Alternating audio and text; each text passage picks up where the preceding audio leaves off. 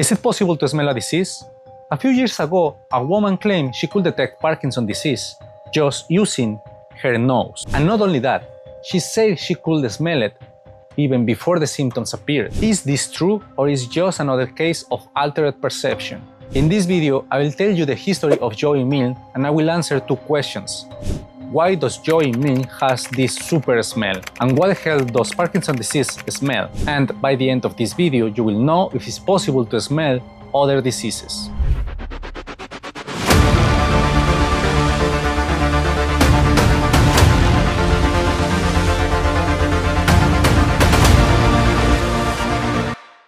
For centuries, doctors used all their senses to diagnose illnesses, including smell, because the body smells different when something's wrong. But in the era of modern medicine, that practice was forgotten, until Joy Milne came along. Joy wasn't a scientist, she wasn't a doctor, she was a nurse with a gift, a sense of smell so sharp that she can detect the undetectable. It all started with one small detail. Her husband began to smell different. It wasn't sweet, it wasn't cologne. It was a faint, oily, strange smell. Years later, her husband was diagnosed with Parkinson's disease. Joy never forgot the smell, and by her surprise, she started to notice this smell in other people that later was diagnosed with Parkinson's disease. Joy didn't know what to do with this, until finally she decided to speak up. Doctors and scientists listened to her, very skeptically. A woman who can smell Parkinson's? Before the symptoms even appears? They gave her clothes from Parkinson's disease patients and from healthy people. She smelled all of them, and she got almost all of them right. But what shocked the scientists the most was that she marked one t-shirt as a positive for Parkinson's disease, from someone with no diagnosis. Years later, that person was diagnosed with Parkinson. Scientists began to wonder, what is Joy smelling, and how is she able to do this? The answer may lie in sebum, a greasy substance secreted by the skin. In Parkinson's disease patients, sebum changes.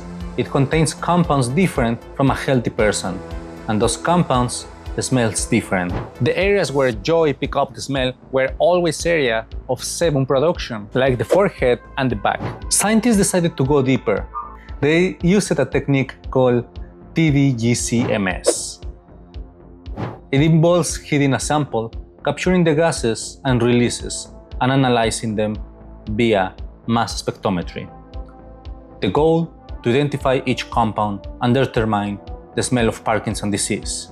Believe it or not, they did find the smell of the disease, a unique mix of volatile organic compounds that started to form even before the symptoms appeared. This changes everything, because if Parkinson's can be smelled, it can be detected early. And if it can be detected early, it can be treated better. It might even work better than public health insurance. Now you might be wondering, how does Joy Milne has this super smell? Turns out she has a condition called hyperosmia, a hypersensitive sense of smell that lets her detect odors others can't. And before I tell you what the Parkinson's disease smells like, we need to know how the sense of smell works. It all starts in a special part of the nose called the olfactory epithelium. That's where the smells detecting cells live. Every time we breathe, tiny smell molecules come into contact with these receptors, and here's where the magic happens. Each receptor can detect specific types of molecules. When you smell something, an electric signal is triggered that goes to the olfactory bulb, a sort of processing center just above the nasal cavity.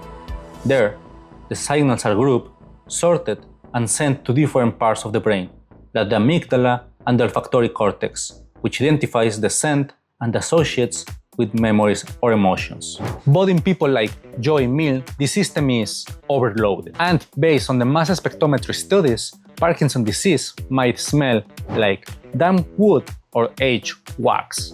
How is it possible that Joy can detect this smell? Hyperosmia is a very rare condition, and we still don't fully understand it. But several causes have been reported. Some people have genetic variants that make certain olfactory receptors more sensitive.